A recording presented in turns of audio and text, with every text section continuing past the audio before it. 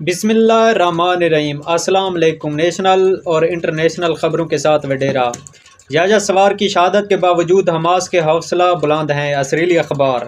اپنے سربراہ کی شہادت کے بعد ہمارے پاس کھونے کے لیے کچھ نہیں بچا۔ حماس جنگ نہیں چاہتے تاہم اسرائیلی حملوں کا مناسب جواب دیں گے۔ ایرانی صدر۔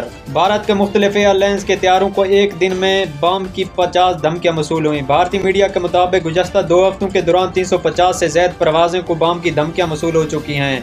اسرائیل کا ایران پر حملہ۔ اقوام متحدہ کی سلامتی کونسل کا اجلاس طلب۔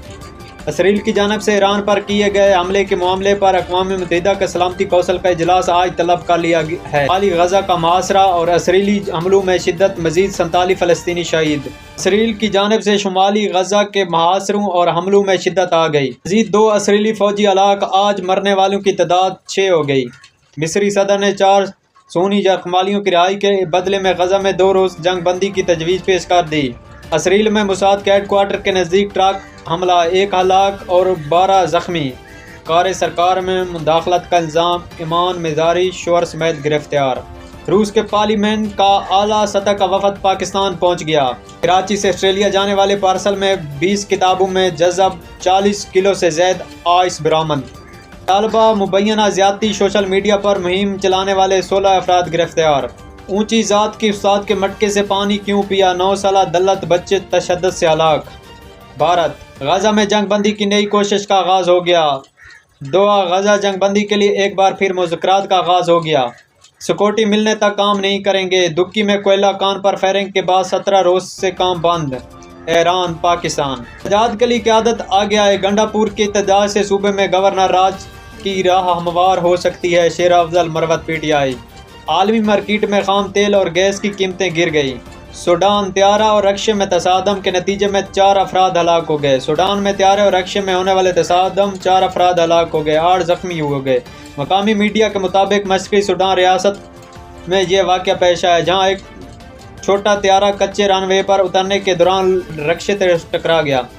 سپریم لیڈر آیت اللہ خامنہ اسرائیلی حملوں پر اپنا رد عمل دیتے ہوئے کہا ہے کہ اس سے نہ کم سمجھنا چاہیے اور نہ ہی بڑا چڑھا کر پیش کرنا چاہیے۔ مسکیکو میں بس کھائی میں گرنے سے 19 افراد ہلاک ہو گئے۔ امریکہ۔ لبنان اور شمالی غزہ میں 24 گھنٹوں میں 13 اسرائیلی فوجی ہلاک، 60 سے زائد زخمی۔ حزب اللہ۔ پاکستان کا چین کی جانب سے الیکٹرک گاڑیاں متعارف کروانے کے لیے فیصلے کا خیر مقدم۔ یحییٰ سنوار کی حماس کو کی گئی وصیت سامنے آ گئی۔ وصیت میں یہ خاص پوائنٹ یہ ہے کہ اسرائیلی یرغمالیوں کو اپنے قابو میں رکھیں، ان کو قتل مت کریں تاکہ ہم اپنے فلسطینی بھائیوں کو اسرائیل کی قید سے چھڑا سکیں۔ اس کے مقابلے میں تمہیں شرم آنی چاہیے۔ نیتن یاہو کی تقریر کے دوران یہودیوں کا شدید احتجاج۔ اسرائیلی حملے کے اشارے چند گھنٹے پہلے ہی مل چکے تھے۔ ایران پر حملوں میں تمام مقاصد حاصل کر لیے۔ نیتن یاہو۔ حملوں کے پیش نظر حوثیوں کی مشقیں عروج پر۔ جاپان۔ قبل از وقت انتخابات تمام جماعتیں واضح اکثریت حاصل کرنے میں ناکام رہیں۔ جاپان۔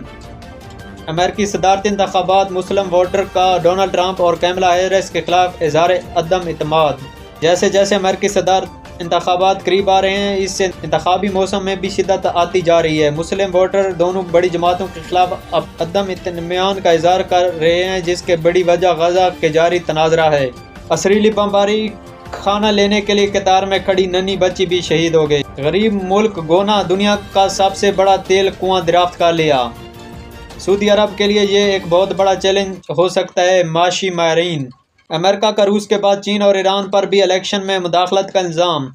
فوج کچھ نہیں کر سکتی، یرغمالیوں کی رہائی کے لیے رعایتیں دینا پڑیں گی۔